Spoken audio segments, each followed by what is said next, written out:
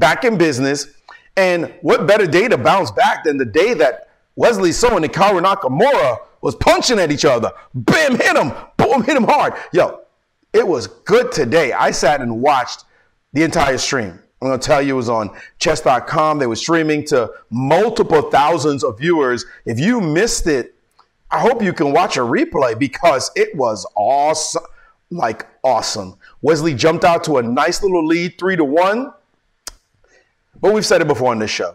Nakamura is like Hydra. You cut off his head and two more grow. You cut off one of those, two more come back. I mean, he is amazing. Did y'all see that? Did y'all see that? I mean, the reality was Wesley really looked like he played better overall. We'll call it overall. But in the critical moments, it's hard to kill Nakamura. Naka is like, I mean, he's slipperier than an eel. I mean, you touch him and he's gone. He's like, whoop, whoop. And I'll give you one thing I love about Nakamura. The secret with Nakamura is he'll throw you in those weird positions where you're winning, but you got to find non-standard type wins. It's not like, yeah, okay, you did that. I hit you with this little standard 3-move mate. Oh, I see the smothered idea. Oh, this is a basic tactic. No, Nakamura doesn't go down like that. He puts up the kind of resistance where even top GMs are like, okay, hold on. How do I win this exactly? What am I supposed to do? And he has that skill of the art of defense of being able to play into worse positions, but making it tricky, prolonging the battle, forcing you to find just transitions that you're not used to. And that's where he gets people. And it's just, he's extraordinary. I am so impressed by his defensive skills. By the way, today's his birthday as well. So happy birthday, Naka. 33 years young and still getting it done at the top of his game on the streaming for sure. Let's just call it straight. The guy's the best out there as far as the chess streaming world is concerned. He's looking like he's trying to actually be the best streamer. Forget it. Any type of game you want to do, Naka is trying to roll them numbers up. I know he might have a ways to go, but I'm impressed. I am incredibly impressed by what Hikaru is doing, not just on the streaming side, but for the chess world, keeping chess popular. We know that the Queen's Gambit has been awesome for chess, absolutely awesome, but Naka certainly has been awesome for chess as well. That said, Wesley was smoking him. Wesley was hitting him hard. Wesley was hitting him hard. But Naka's like, nah, it doesn't work like that. So he went down 2. Then he came back 3, took over the lead even. Wesley was struggling and struggling. And then in the 3-minute portion, Wesley managed to show that he's just an extraordinary 3-minute player. But again, he should have had a bigger lead. He could have kept the lead, but yeah, it was like the last 3-minute game where Naka stole something, just like stole the position. And instead of being up 2, Wesley found himself even. And then we went to bullet. And when you're in bullet, I don't care if it's bullet or hyper bullet, whichever way, it's 1 minute plus 1 second. However you call it, Nakamura is quicksilver, the hand speed, the brain. I don't know how this man is programmed, but he's extraordinary. And bullet is just like, it's over. It's like, it's over. You got to have a lead when you go, I don't care who you are. When you have a top player playing against Naka, I don't care who you are. You want to have a lead going into the bullet portion of these matches. 5-minute, yeah, you might beat him. 3-minute, yeah, okay. But if he keeps it close, the edge is all day Naka in bullet. And you're going to make mistakes. That's just the way it is. Is Naka better than Magnus at bullet? I think if they have a match, I'm calling it for Naka. Bullet only. Bullet only. Got to call him. Naka's, maybe I'm just too impressed. I've seen Naka do this since he was a teenager. Just dominating bullet. He's like 3,500. Come on. It's ridiculous. Ridiculous how strong he is. That said, now he's on to the speed chess finals. Let's say, it's kind of funny because people are saying, okay, so how's it going to be when he faces off Naka in the finals? Even Wesley So said, good luck to you, Naka, in the finals against Magnus. But Magnus still has to qualify for the finals by beating Maxime Vachier-Lagrave. So the MVL fans must be like, wait a minute. He hasn't even gotten there yet. But everybody's like, nah, you know what's going to happen. They're just overlooking the Frenchman. I just feel like that's disrespectful. I mean, everybody says, it's Naka versus Magnus. You know that's what's going to happen. And they're like, but MVL, what if he pulls off the upset? Do y'all think he has any chance? I mean, who thinks he has a chance? Who loves them some MVL? What is the percentage you would give? Let me know. What is the percentage you would give? By the way, who do I think is going to win?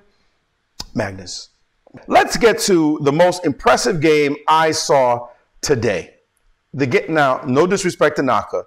He played some great games. He, showed his skill and all that. But right now, I would like to show a game that really impressed me today. It was skills. I mean, it was just pure skills on the part of Wesley. Let's bring up this game. Now, the opening, they were playing a lot of E4, E5. They were playing some Berlins. They were playing some Jocopianos. They really dug deep into that. Looks like E4, E5 at the highest level is just the way to play. That's best by test. It's crazy. Me, I like an unbalanced position, Sicilian. I'm not trying to play E4, E5 and play classic, but the way these guys play this position, they're going way back, old school, 1800s, 1900s, Jocopianos, Berlins, and just enriching and livening the positions. Well, this one was one where Naka again showed this position is just fine for black. He's got the two bishops, as you can tell. Nice little bishop here. Bishop, well, not in the greatest square, has been thrown back. But this is fine for this, a fine position for black. So what happened here? And thank you so much, Courage One, for subscribing. Here Wesley played the move knight to h4. All right, knight to h4. And Wesley has a threat. But one thing I've noticed over the years, and it's something really important. Thank you so much, IdKits Monday. Thank you so much for your subscription.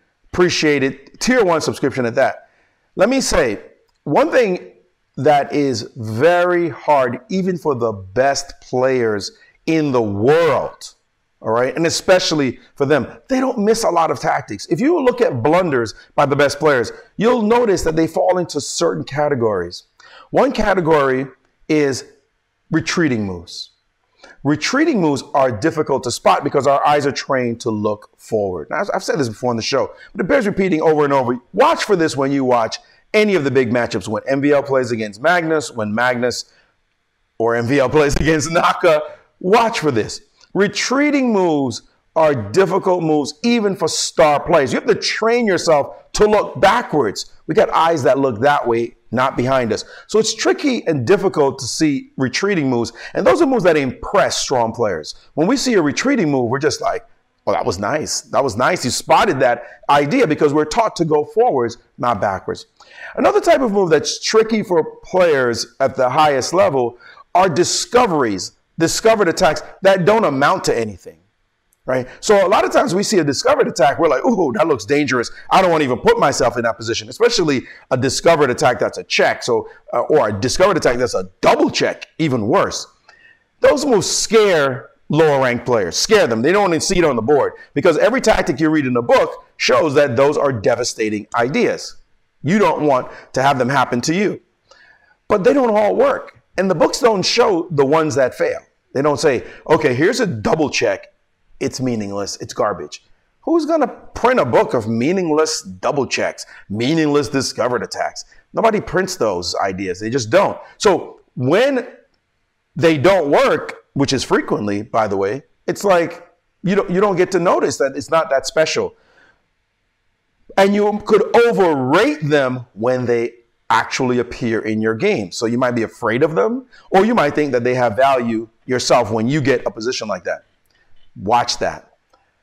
Then the other thing that they overlook, big time thing they overlook, are squares that are defended by pawns, but are not really defended by those pawns. And you're going to see this in this game.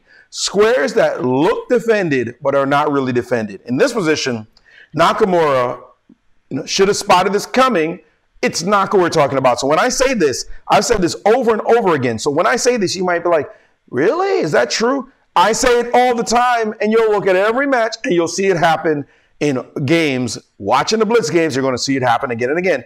Naka in this position, spotting this knight going to f5 or this knight going to f5, thinking that was the reason for the last move, played rook to d8. Now, when you would see it, when you look and you're like, Naka missed this? Nakamura missed White's next move, which of course was knight to g6. Big time move. Naka, right? Yes, because this kind of tactic is often missed. Even in situations where you would think it's relatively obvious, even very strong players. Tola Slot said, my 60 failed discovered checks could be a good book. Yeah, I mean, especially if those discovered checks look sweet, like powerful. Yeah, you know, I actually did a DVD for Chess Base that talks about exactly the theme I'm discussing. It's called What Grandmasters Don't See. And it talks about these exact sorts of ideas. So yes, it is indeed something that players miss. And a square that looks defended by a pawn, we're trained as beginners not to put our pieces on squares that are controlled by pawns. You know how it is when you're starting out. You know you're blundering all the time. All of us, right? You're blundering all the time. So one of the things you know is you used to take something and then the pawn took it and you're like, okay, that wasn't very bright. And so you learn, don't put my pieces on squares protected by pawns. And then you started to have a sort of chess blindness around this kind of tactic. And this is exactly what happened to Naka right here, knight to g6. But if this was the whole reason I chose this game, you'd be like, okay, the guy won an exchange, and what's the point? Nah, come on. Y'all know me better than that. Queen g5 by Naka. He was shaking his head here when he missed that tactic. Takatopia says, I just covered a Capablanca game in a video for YouTube where a similar tactic was missed. 1911 San Sebastian. Thanks for bringing that out there. We appreciate that reference. Check it out, y'all. Takatopia is talking some stuff. Serious points here. Now, in this position, this is when you're playing, you know, the hyper strong players play chess. What would a practical player do? Say, look, I got an exchange. I'm winning an exchange. Why don't I just munch? Just munch. It's a 3-minute game. You go up in exchange, you castle, you robbed his rook. You got the exchange. It's time to go. You got it, right? No big deal. It's a 3-minute game. Did I say it was a 3-minute game? Let me just remind you how fast this time control is. So the most practical thing you do is you take the rook, you castle, and you go. Or you have to be careful because actually taking this rook, if, for example, let's just play king takes, if you castle, you do have to worry about this move. So that does, oops, that square is not defended. What's good for the goose is good for the goose. For the gander is the actual phrase, but I'm trying to make stuff up here. Queen g5, so he could take the rook, and I guess castling is off the menu, so he might have to play a waiting move, maybe something like queen f3, so that he could then castle on the next move. Queen f3 does threaten mate in 1, so you got to pay attention to it. Like, why not? I mean, it looks good. Looks good, right? 99.9% of all chess players after queen g5. Let me take the rook and maybe play queen f3, beat the guy up. What's the problem? It was fascinating in this moment because Wesley paused. And when Wesley paused as I was watching the game, I said, what is he looking at? And I saw his next move, and I started calculating. And the more I looked at it, I was like, that looks kind of good, but I'm not sure myself. But it does look good, and the main line looked really good, but you couldn't be sure of all the variations. Wesley took a minute, maybe it was more like 30 seconds, and said, I don't want the exchange. I'm going to go for more. And he played knight to e4. Now, this is, you start putting exclamation mark, double, triple exclamation, what? For the conception of not taking the juicy rook, sitting there on f8, and instead deciding, I'm sacrificing. But the sacrifices don't end. When you see that, it's just gorgeous. Knight e4, get your queen out of there. Play some junk move like queen f5. I want to move. Let me attack you straight. Move your queen. Back it up. Maybe now I'll take your rook. Maybe now I'll borrow it. But I want your queen to leave. Naka said, "Now I got to fight for my chances. I'm taking on G2. What's the deal? I'm hitting your rook." Wesley said, "What if?" Now, let's understand. Wesley just sacked the pawn. So he's down 1, right? Just sacked the pawn. He castles and allows Naka to now remove the knight so that after takes, queen takes. Wesley is now down 2 pawns. Now, could we just assess? He could have won a clean exchange. Instead, he said, in a 3-minute game, I'm sacking 2 pawns for the attack. But you were just about to win an exchange. Is this attack worth it? Well, Wesley, in this position, had calculated it all. Rook now to G1 and said, where are you putting your queen? The rank is covered. There's nowhere, no square that's safe. No square along this rank that's safe. You can't do that. Don't try to hide. Because, oops, ouch, can't do that. Where are you going to put your queen? Only 1 square. Queen F5. And when I say instantly, rook takes on H6. What did we say about squares defended by pawns? Looks defended, ain't defended. Wesley had calculated all this in that brief 30 seconds when he paused. He had went, boom, got it. This is better than winning an exchange. I mean, you've got to be impressed by that. And NM4 to 2-dine, 4-2-dine or 4-2-dine. I want to figure out how to pronounce that. Rating with a party of 33. What's up? Enjoy. Come on in to the party. Let me tell you, this here is the good stuff. Like, this is just the goodies of the goodies when this guy is dropping moves on you like this. Now, by the way, I want to go back one tiny moment to this position because a good question was asked. So we'll just analyze this. Wasn't the queen trap if you had just played rook over right away? Like, queen can't go anywhere. Basic trap. Looks good, actually, right? Looks pretty good.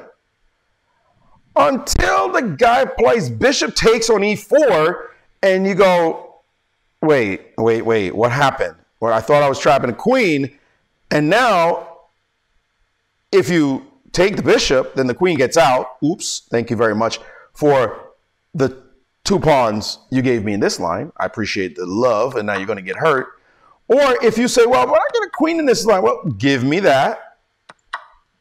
All right, give me that. And now rook g1, I get you. You're trying to play a queen g4 and maybe mate on this square. I got to say, that's a little tricky. That's a little thorny. All right. Now, I could play for g6, bishop d4, queen, boom, boom. This does look problematic. Bishop to d5, queen g4, forcing maybe me to play this move. And after takes en passant to play that move.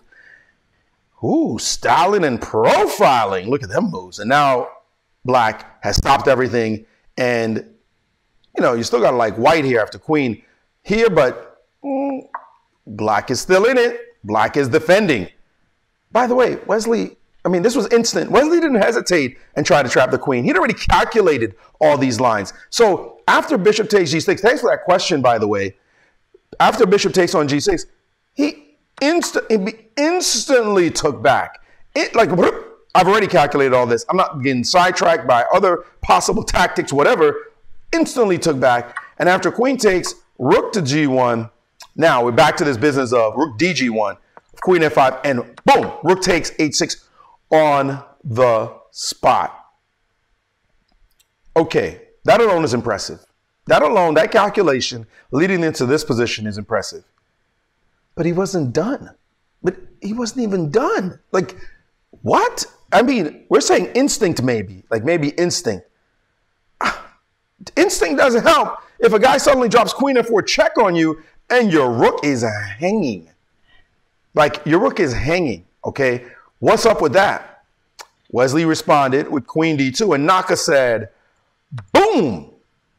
You know Naka's not just trying to go down. Like, you know, he's about to get mated if he's not careful. For example, if he trades queens, which looks like, yeah, Stop the attack. Well, after king takes, there's a little knight f6 slight problem in the position that you have to consider. Hello.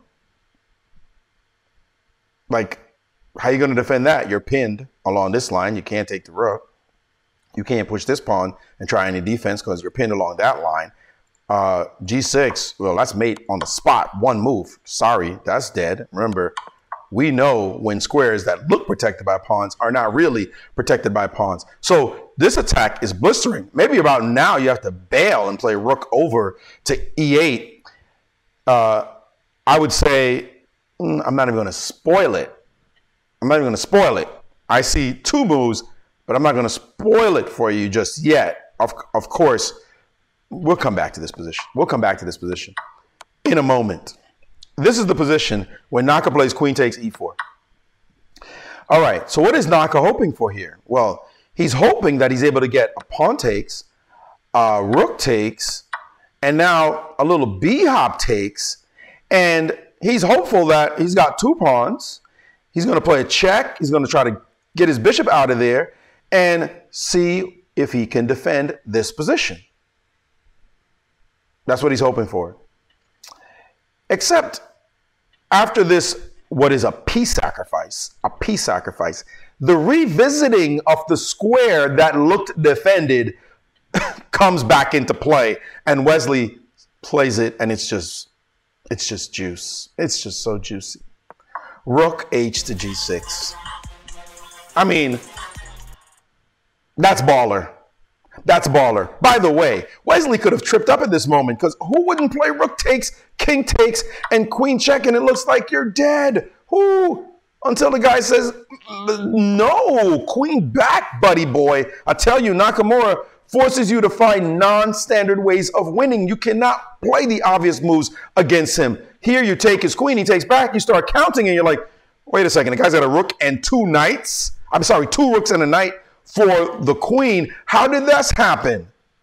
He forces you to find non-standard ways. So after queen takes e4, Wesley said, no. No, I understand this kind of chess. You've got to keep playing unorthodox type looking moves. And now you're hurt. Now you're hurt. We just got a straightforward attack and we're going to beat you up. But he's not done. But it's not over. It's still sweet. What's going to happen? It's still sweet. Naka moves the queen away to guard against anything on the file because obviously after rook takes, king to h8, there's mating problems on this file. So Wesley said, okay, it's just your queen we're dealing with. All these guys are just sitting. They're spectators. They're spectators, including this one, by the way. They're spectators. It's all about this king now. Wesley's down a piece, that piece he sacked on e4, and now queen back to h7. And again, Naka is fighting. I mean, the struggle is real. He is trying to make sure nothing can go to the h file. No rook h1, no rook h4. Wesley continued in style. Queen to g5, threatening a nasty one on this square and also threatening rook to h4 simultaneously. Gangster move. We're going to see some gangster chess later. That's a gangster move, what Wesley dropped there. So f6 is literally forced to chase the queen away. And now unorthodox, when I say unorthodox way of winning, queen to h4. Not super difficult, but not your everyday way of offering a trade of queens when you're attacking. Beautiful. This is a 3-minute game. This is a 3-minute game. You could do this over the board. If you played this over the board, if I did this over the board, starting from knight g6, I'd be proud of this conclusion. Proud. Classical game like this, deep analysis. I would be proud of this. Like, are you kidding me?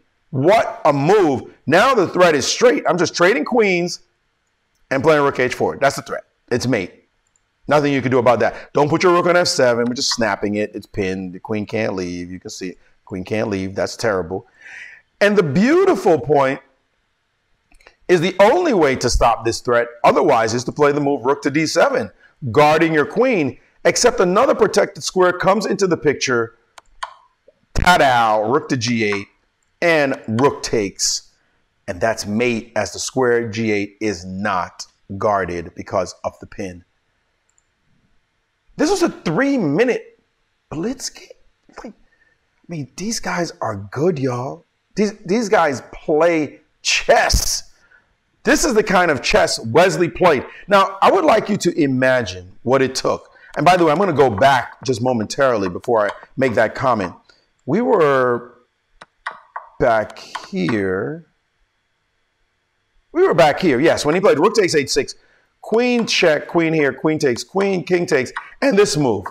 So this move was possible. And I said there were a couple of ways. Knight of 6, everybody and their grandmother would play that move. I mean, that looks devastating. That looks crushing. Why not? But now that Wesley has taught us about these kinds of moves, we've got to also look at rook from h to g6 as well, with the nasty threat of rook takes g7 and rook takes on f7. I mean, house is collapsing if black is not careful. So we have two ways we could do the dirty here in this position. Knight f6 probably gets it done with an exchange and the whole 9. Easy enough, but we like this move as well. So nasty chess, y'all. The fact that Wesley had to play like this, queen h4, piece sack. I mean,